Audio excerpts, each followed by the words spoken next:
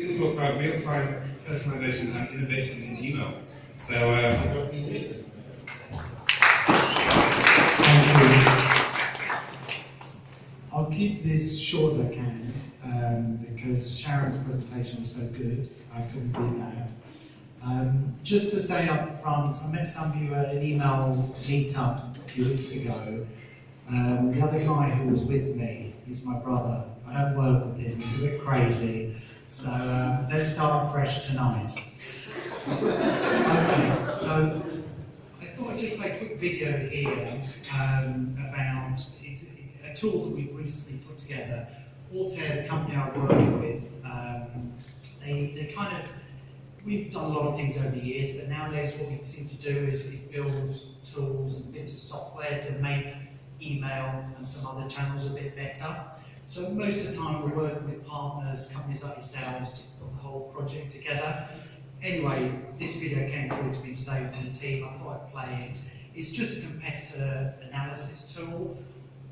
It's pretty simple, but I couldn't find another one out there, so the guys knocked it together, and I thought I'd just show it to you tonight if you'll bear with me. Right.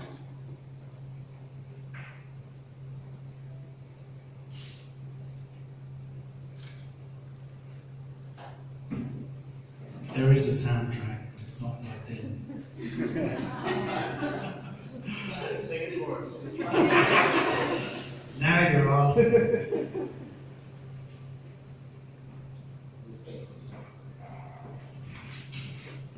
So basically what we did was, you know what it's like, you get to a certain stage of the week or the month or the quarter, and someone upstairs wants to review what's going on. And you've got to go back through your email history, as the first chap up here tonight described, to try and work out what emails came through in your sector. So the guys just put this software together to, once it's set up, do that automatically.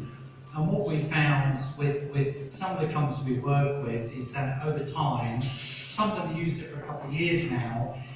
If it's set up properly, it gives you a snapshot of ECRM strategy at any moment in time, which is pretty valuable. You can't find that in marketing that easily very, very often.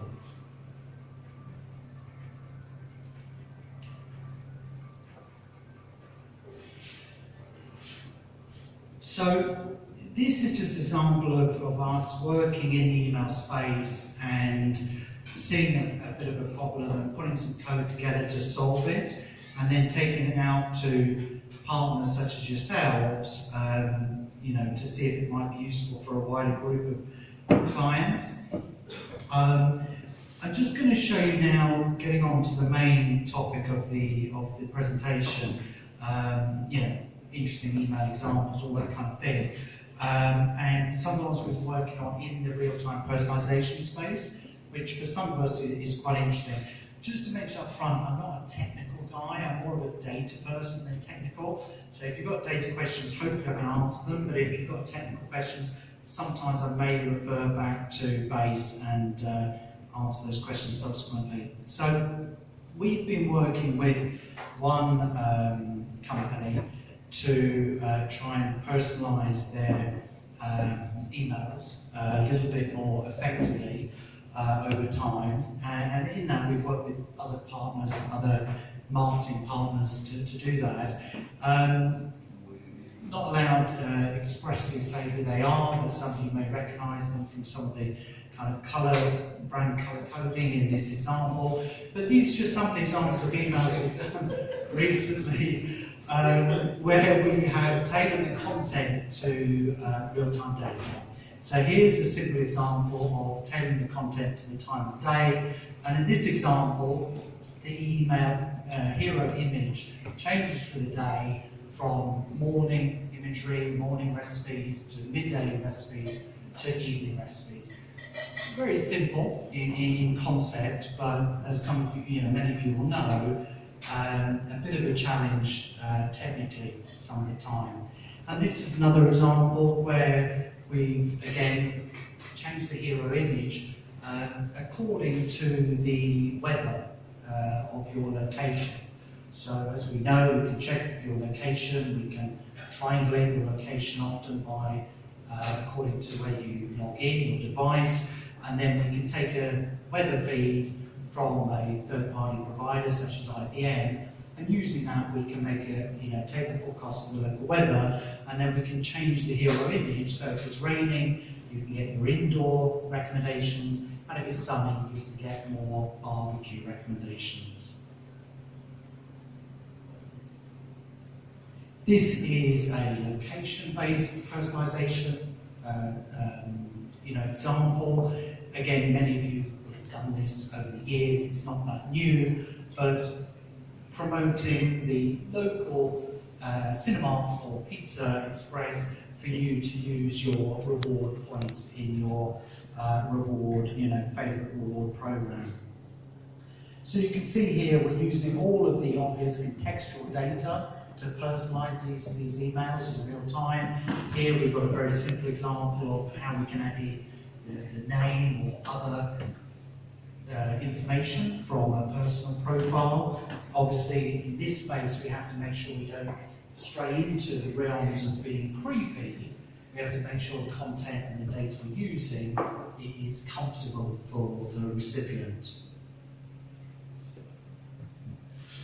And most recently, what we've been doing is we've been testing this over a couple of years now, and now we're able to take all that learning to start to build a sort of marketing prediction forecast that says, okay, across those different variables, location, time of day, season, weather, what's the right combination of marketing messages that might be right for you at this moment in time.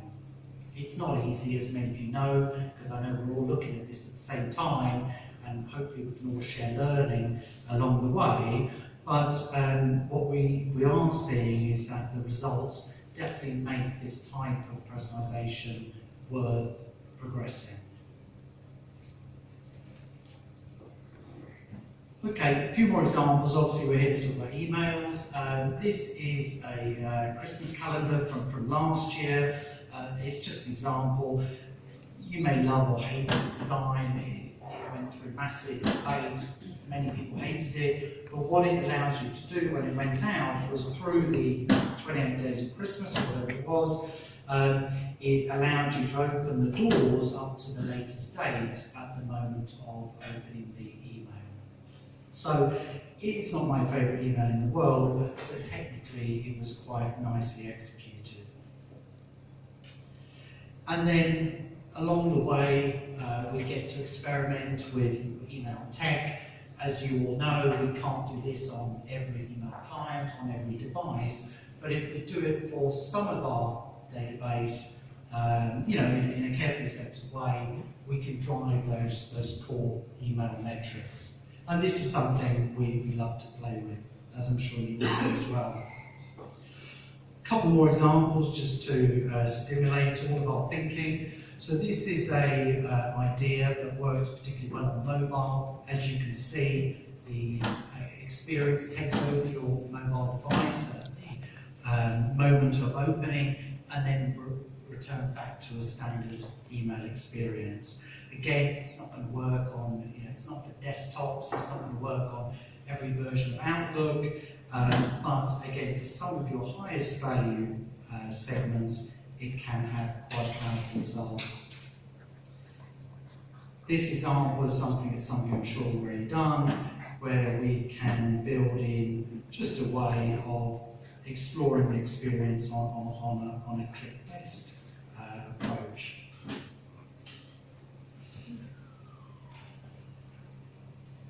This, if it's working, I think it is.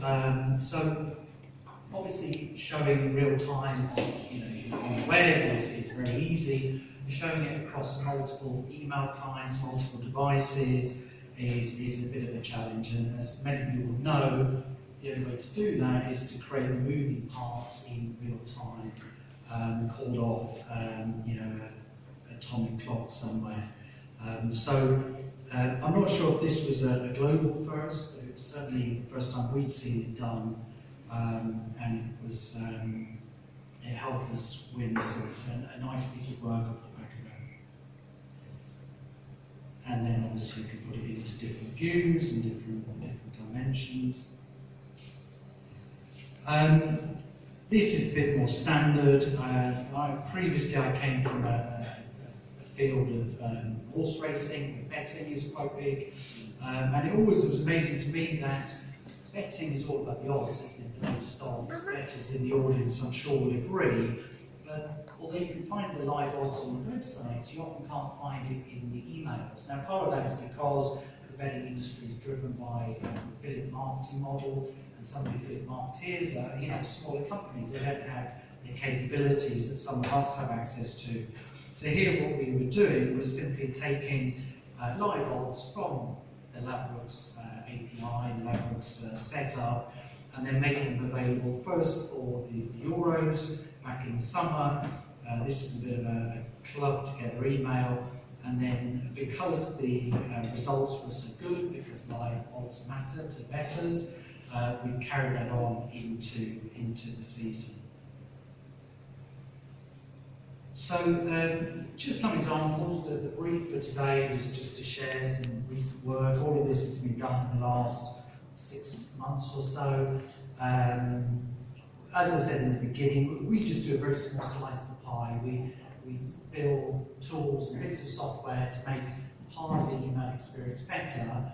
Most of the time, we work with partners like yourselves to build the overall project. So, if anyone has any specific questions to any of this, fire them over now or after the event, and if I can't answer them, I can get someone back based out. Thank you for your time.